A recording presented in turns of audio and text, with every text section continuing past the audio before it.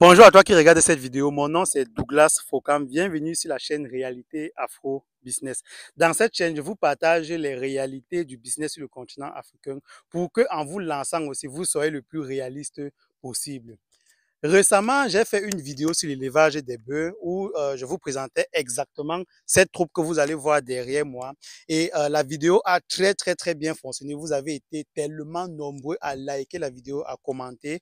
Mais parmi les commentaires, il y avait des commentaires, je ne dirais pas négatifs, mais il y avait des commentaires des gens qui se plaignaient du fait qu'ils étaient un peu déçus du contenu de la vidéo parce que je ne suis pas allé en profondeur. Je n'ai pas, ils s'attendaient à avoir peut-être des secrets et des astuces pour l'élevage direct des bœufs. À ces gens-là, je vous dis une fois de plus, désolé, retenez que si je fais une vidéo, je ne suis pas obligé d'aller toujours dans le domaine technique. Quand je prends une vidéo, quand je fais un contenu sur une vidéo, je parle le plus souvent de ce que je maîtrise. Parce que, comme je dis toujours, je ne suis pas dans cette chaîne pour vendre le rêve.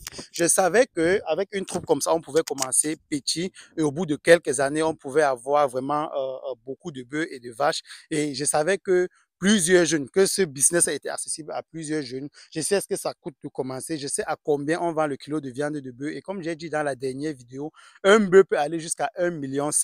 Mais quand je faisais ça, c'était pour motiver les gens à se pencher aussi sur l'élevage de bœufs. Mais comme vous avez été tellement nombreux à être déçus et à me dire que vous aurez préféré qu'on parle un peu du domaine technique de l'élevage des bœufs, je suis donc revenu sur place. J'ai fait appel aux techniciens qui gèrent cet élevage, aux techniciens, à l'ingénieur qui gère cet élevage. Et comme j'ai aussi dit dans la dernière vidéo, par rapport à, contrairement à ce que les gens pensent, sur le continent africain, les gens sont beaucoup trop ouverts. Donc, il suffisait juste que j'explique et par le coup du hasard, lui aussi, il avait regardé la vidéo, il avait aussi beaucoup aimé la vidéo parce qu'il n'avait pas, il avait forcément cet aspect et cette vision technique-là, mais il n'avait pas cette vision économique, cette vision financière de l'élevage des bœufs. Donc, du coup, il a été aussi très content d'accepter mon invitation et de vouloir partager avec nous les aspects techniques, vraiment l'élevage de bœufs, comment est-ce que ça marche, qu'est-ce qu'il faut savoir, qu'est-ce qu'il faut laisser, qu'est-ce qu'il faut prendre. Il est là avec nous aujourd'hui et il fait un très grand plaisir de partager ses connaissances et son expérience technique avec nous.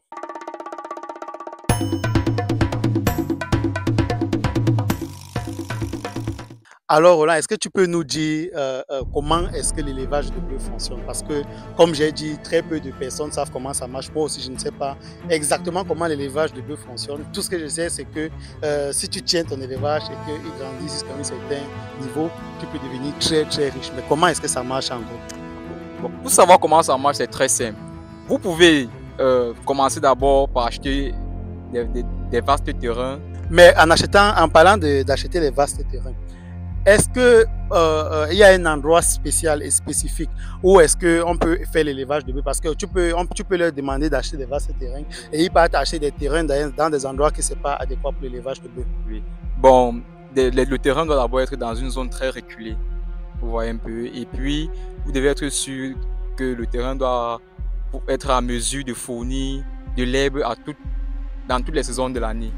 Oui, ça c'est très important. Je suppose que de l'herbe, c'est forcément la nourriture des bœufs. Oui, l'herbe, en fait, ça constitue l'aliment de base des bovins.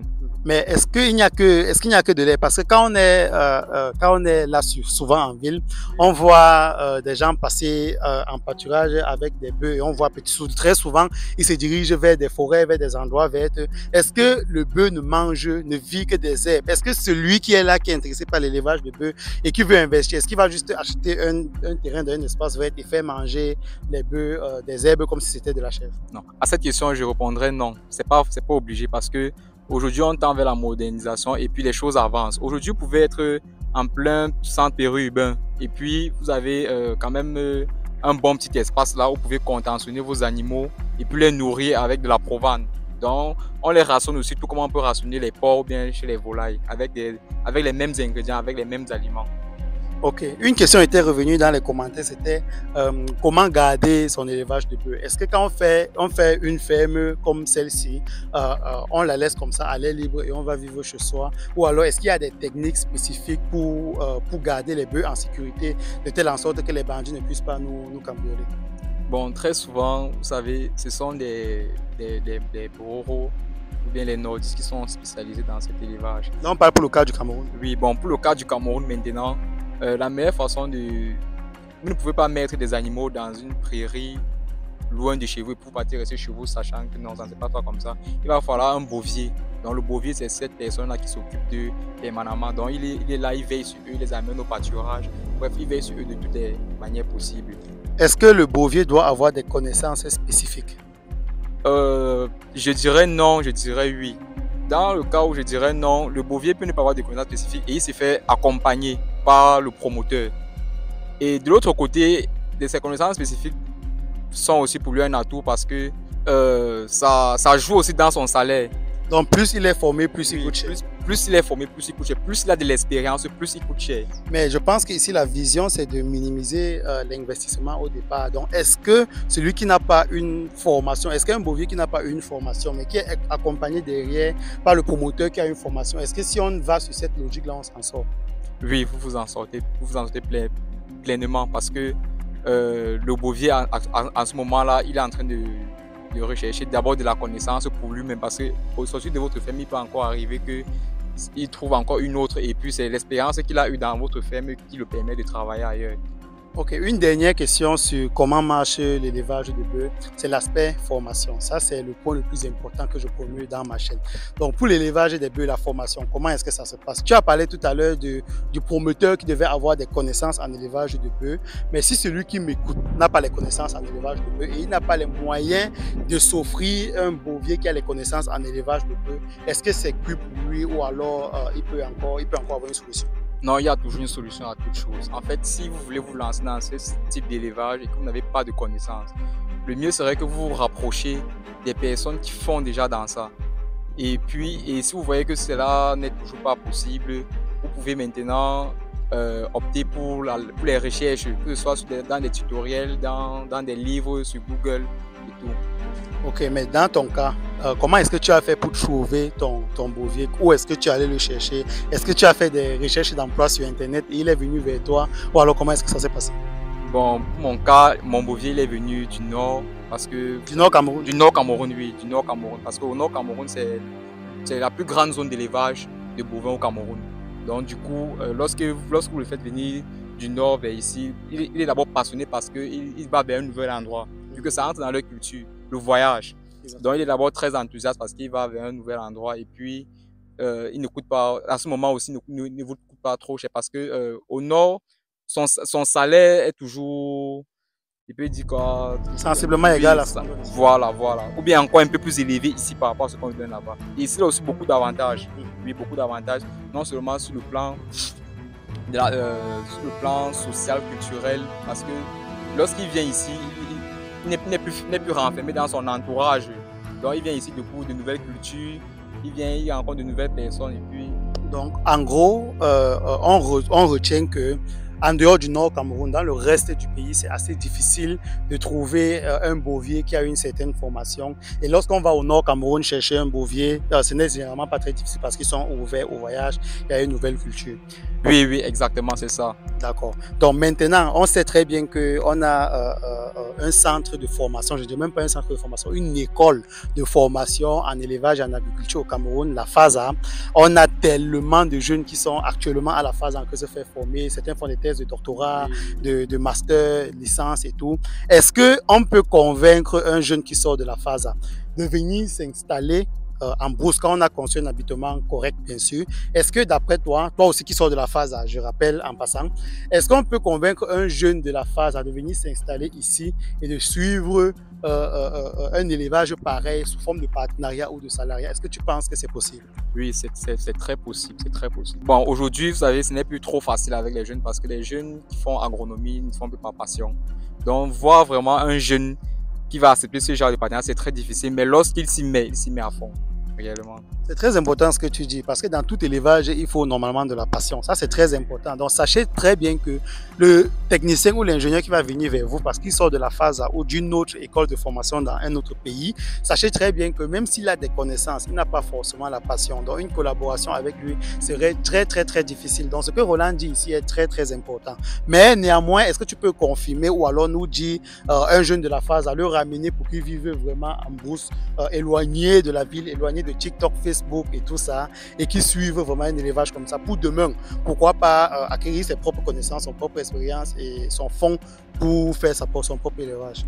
Oui, vous savez, le jeune d'abord, il doit d'abord premièrement connaître ce qu'il veut. Parce que moi, quand je revenais ici il y a déjà 3 ans, je venais fraîchement de sortir de l'école et puis je n'avais même pas de carnet d'adresse. Donc vous voyez, seul lancer dans le marché de l'emploi comme ça, là, ce n'est même pas tout le monde qui peut te donner cette chance-là. Donc du coup, si tu refuses vraiment, je ne sais pas si plus tard, 5 ans après ta sortie, tu auras même de quoi toujours subvenir à tes propres besoins. Donc vraiment, faire venir un jeune comme ça en milieu, c'est vrai, c'est pas facile, mais il peut dire ça, avoir un bon carnet d'adresse, même pour le promoteur aussi. Oui, même pour le promoteur aussi, d'avoir un bon carnet d'adresse. Il doit savoir que si je vais chez qui, est-ce qu'il peut m'orienter vers qui peut m'aider à faire telle chose. C'est un peu ça. Exactement, non, ça encore c'est un autre point encore très important parce que moi, comment est-ce que j'ai réussi à convaincre mon collaborateur le plus proche, mon chef de production en élevage de porc, d'aller se faire former en brousse, donc mais vraiment au fin fond de la brousse, il y est resté 1 an. Comment est-ce que j'ai pu le convaincre? Ça a été avec le temps et aussi ce qu'on a remarqué, c'est que pendant sa formation, on a acquis tellement de relations, si je peux appeler ça comme ça, et on a acquis tellement de contacts. Ça veut dire qu'aujourd'hui, quand on a lancé l'élevage de porc, on sait très bien que si le porc se comporte comme ça, on a au moins 5 personnes qu'on peut appeler sur le domaine de la prophylaxie, par exemple, ou alors si peut-être le porc ne se sent pas bien, il ne mange pas et tout, on sait exactement qui est-ce qu'on va contacter. Donc ces contacts-là, on l'a eu à travers la formation, quoi. Donc du coup, raison pour laquelle même la formation aussi, ne voyez pas juste qu'on peut lancer un élevage, que ce soit l'élevage de bœufs ou tout un autre élevage, ne voyez pas juste qu'on peut lancer, espérer sur la chance et réussir. La formation, c'est toujours très, très important. Voilà, si jusqu'ici, toi qui regardes cette vidéo, tu n'es pas encore découragé, bravo à toi, parce que dans cette deuxième partie, on va parler des avantages de bœufs. Oui, l'élevage des bœufs, ça ne comporte pas que des difficultés, comme on l'a cité, tout ce qu'il fallait, toutes les conditions qu'il fallait réunir pour pouvoir réussir son élevage de bœufs. Il y a aussi beaucoup d'avantages à en tirer et je vais laisser Roland nous en dire plus. J'aimerais commencer sur un pilier, sur le premier pilier de l'élevage, l'alimentation. Vous savez, les bovins sont des animaux herbivores. C'est-à-dire qu'à la base de l'alimentation est essentiellement basée sur le fourrage. Et le fourrage, c'est une herbe verte qu'on retrouve de partout, c'est gratuit. Donc imaginez, à l'opposé de d'autres élevages où l'alimentation est à 70% du coût de production. Chez les bovins, l'alimentation, c'est pratiquement basé sur moins de 10% du coût de production de l'éleveur. L'autre second avantage ici, ça serait la difficulté de se faire cambrioler. Vous savez, c'est pas facile que un individu lambda vienne avec une moto ou bien un pick-up pour pouvoir charger un bovin de cette mensuration. Ça serait pas facile pour lui. Donc, même pour celui, donc c'est un élevage vraiment où se faire cambrioler, c'est très difficile. L'autre troisième avantage ici que j'aimerais souligner, c'est la rusticité. Les bovins sont des animaux très rustiques. Ça veut dire que sur le plan de la santé, ce sont des animaux qui s'adaptent facilement à toutes conditions, que ce soit climatiques, que ce soit sur le plan alimentaire et tout. Le quatrième avantage que j'aimerais souligner ici, c'est la valorisation de la carcasse et de ses sous-produits, ou bien comme je vais dire, on appelle généralement le 5e quartier. Chez le bovin, on valorise tout jusqu'aux cornes, parce que les cornes sont utilisées en artisanat pour la confection des gobelets. Je sais pas, on voit ça dans le nord-ouest du Cameroun. Les sabots, c'est pareil, la peau, au Cameroun, la peau entre dans nos habitudes alimentaires. C'est avec ça qu'on fait du héros, ou bien de la sauce jaune. Des sabots aussi, on utilise beaucoup cela en artisanat et tout. Donc en gros, dans l'élevage de bœufs, tout se perd, tout se gagne, rien ne se perd. Voilà, tout se gagne, rien ne se perd dans l'élevage des bœufs. On gagne tout.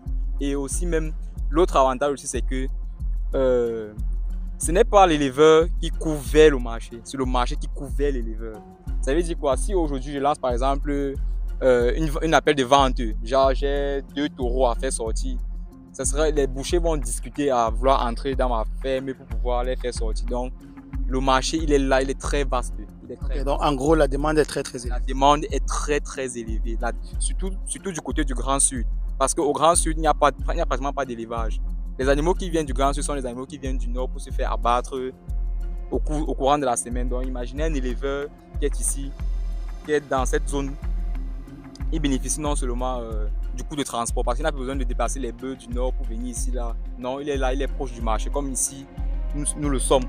Voilà, donc c'est un peu en gros quelques petits avantages que je peux donner par rapport à ce type d'élevage. Mais moi, en tant que, je vais dire capitaliste, je l'avoue, moi, en tant que capitaliste, tu as laissé l'avantage le plus important, à mon avis, il s'agit de, voilà, à combien est-ce qu'on peut vendre, un bœuf entier. J'ai dit dans ma vidéo un bœuf entier pourrait aller jusqu'à 1 million, 1,5 million. Je me suis un peu fait crier dessus dans les commentaires parce qu'il y a des gens qui n'arrivent pas à croire. Mais est-ce que tu peux nous confirmer cette information ou alors est-ce que tu peux un peu extendre mon information? Bon, par rapport à cette information, elle n'est pas fausse, elle est plutôt très claire même, parce que vous voyez un veau comme ça qui vient de naître, comme celui-là, il a environ 3 mois d'âge. Actuellement, si nous voulons le laisser, nous le laissons à 200 000 francs. Et puis, un tel taureau comme celui-ci qui nous regarde là, c'est un taureau qui doit coûter dans les 700 850 000 actuellement. Et il fait à peine 500 kilos. Donc, c'est vraiment un élevage qui fait. Il y a un là, il est couché, il est déjà dans les 950 kilos, voire une tonne. Donc, il est dans les 1 150 000 actuellement sur le marché. Ok, donc prenons pour le taureau qui est couché, qui vaut 1 150 000, on va charger il est à 1 tonne. En combien de temps est-ce qu'un éleveur peut avoir ces 1 tonne et d'après toi, combien est-ce qu'il peut dépenser environ sur ce taureau-là pour pouvoir avoir ce poids-là? Bon, en combien de temps, vous savez, l'élevage des bovins est subdivisé en 2 systèmes d'élevage. Il y a un système en pâturage et un système aussi en embouche. En embouche, pour avoir 1 tonne chez un bovin, ça veut dire que je prends l'animal lorsqu'il est dans les 6 mois, 7 mois d'âge. Il doit avoir à ce moment-là dans les 150, 200 kilos. En embouche, ça veut dire que l'animal reste sur place. Ça veut dire que l'énergie qu'il perd pour aller au pâturage, il reste plutôt au sein de l'élevage, gagner cette énergie en mangeant. Puis à ce moment-là, il mange aussi un aliment sélectionné, vu qu'on a un système un peu intensif. En ce moment, en 8 mois, vous pouvez pratiquement avoir les 1 tonne 150.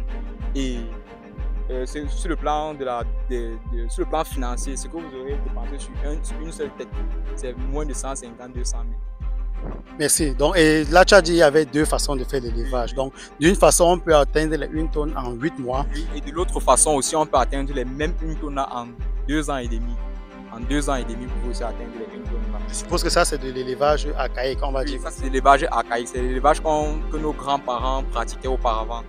Oui. Et dans ce type-là aussi, la réussite aussi de l'élevage dépend pleinement du bouvier.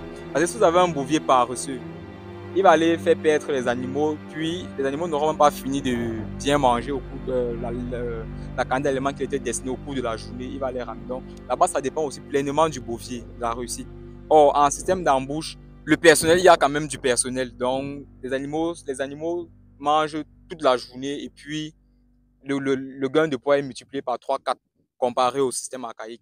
Ce qu'il faut aussi savoir, c'est que l'élevage des bœufs, ce n'est pas aussi un jeu d'enfant. Donc, il y a des défis qu'il va falloir surmonter pour atteindre tous les résultats et les prouesses qu'on a énoncées précédemment. Par exemple, la dernière fois que je suis venu dans cette ferme, dans cette exploitation, les bœufs n'étaient pas exactement à cet endroit. Les loges étaient situées plutôt de l'autre côté. Et quand je suis arrivé de l'autre côté, c'était à peine à reconnaître que si on a eu à élever des bœufs là-bas. Donc, on m'a ramené dans un autre endroit. Et quand j'ai posé la question à savoir la raison, Roland va l'énoncer, mais ce qu'il faut retenir, c'est que pour quelqu'un qui vient de se lancer, qui ne maîtrise pas cela, il n'aurait pas changé, il n'aurait pas fait changer d'endroit. Exactement, il n'aurait pas fait router l'enclos à ses bêtes, il aurait perdu gros. Sur le volet inconvénient, je dirais que cet élevage a pour inconvénient le fait que acquérir d'abord la matière première. Quand je parle de matière première, je parle des bœufs. Si vous voulez peut-être commencer dans un système naisseur-engraisseur, acquérir peut-être les reproducteurs, vous allez peut-être aller vous déplacer. Si vous êtes au Cameroun, vous allez peut-être vous déplacer vers la grande zone d'élevage qui se trouve au grand nord du Cameroun. Acheter des bêtes, les faire venir vers le grand sud. Et la distance, elle est très longue. Donc, il peut arriver que sur sur le chemin, les animaux se fatiguent, d'autres peuvent même mourir. Ça, c'est l'un des premiers inconvénients. L'autre inconvénient serait basé sur les conflits agro-pastoraux. Vous savez, lorsque on est en système pâturage, les animaux se déplacent de prairie en prairie à la recherche de l'herbe. Et il peut arriver qu'au cours de leur déplacement, ils trouvent une culture qui a été mise sur place. Et ils se mettent à détruire. Parce qu'un bovier, ça ne peut pas arrêter un taureau qui pèse pratiquement 850 kg. Pourtant, lui-même, il ne pèse que 50 kg. C'est un peu absurde. Donc, c'est aussi ce problème de ce volet de conflits agro-pastoraux qu'on rencontre généralement chez les bovins. Et aussi, dans le volet sanitaire, il va falloir que l'éleveur puisse maîtriser l'aspect santé. Parce que c'est très important chez les bovins. Parce que lorsqu'ils se déplacent, ils ramassent beaucoup de maladies, les tiques et tout. Donc, il faudrait que l'éleveur ait une bonne prophylaxie. Qu'il suive très bien. Par exemple, lorsque M. Douglas est arrivé ici en janvier, les bovins étaient dans l'autre enclos. On les a fait venir, c'est parce que la charge bactérienne à ce niveau était déjà élevée. Ça veut dire quoi? Parce que ici, c'est l'enclos où ils dorment. Donc, ça veut dire que lorsqu'ils dorment, ils défectent dessus. Donc, il faudrait qu'à ce niveau où la litière est déjà un peu trop épaisse et que les bactéries sont d'une façon trop élevée, il faudrait qu'on les change d'enclos. Et là-bas, on désinfecte avant de les faire migrer. Le troisième inconvénient, ou le quatrième, c'est la reproduction. La reproduction, c'est aussi un inconvénient parce que la gestation chez les bovins est très longue. Et une vache met bas pour sa première barre à l'âge de 3 ans. Ça veut dire que si vous êtes un débutant dans ce type d'élevage et que vous êtes à la course du gain, ça c'est un élevage des patients. Ça c'est l'élevage des patients, que je le répète encore.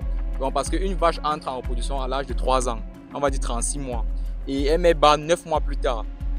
Vous avez droit à un petit pas mise bas. Et il faut savoir qu'au cours de la reproduction, parce que les taureaux sont généralement des animaux à gros gabarit. Donc au cours de la monte, il peut arriver même qu'ils puissent casser le bassin, parce qu'on a eu des cas ici. Oui, on a eu un cas comme ça ici, il a cassé le bassin de la vache. Donc, et puis, je vois que il y a un animal, une bête comme ça qu'on a perdu. Pour parler parfois aussi à ce problème dans la reproduction, on insémine, on procède à l'insémination artificielle, mais ça bombe toujours le coût de production. Donc, alors que l'éleveur cherche à réduire. Waouh! J'avoue que ça fait un peu peur, mais l'objectif ici n'est pas de décourager les amoureux de l'élevage de bœufs ou alors ceux-là qui aimeraient s'essayer dans l'élevage de bœufs, parce que tous ces inconvénients qu'on a cités là, je sais qu'il y a des solutions à ça. Il faut juste avoir des bons contacts, un bon carnet d'adresses, des gens qui vont aider, voilà, et puis ça va aller. Comme je disais dans la précédente vidéo, même si c'est un élevage de patients, j'étais parti sur la base d'un iPhone qui coûte pratiquement 1 million.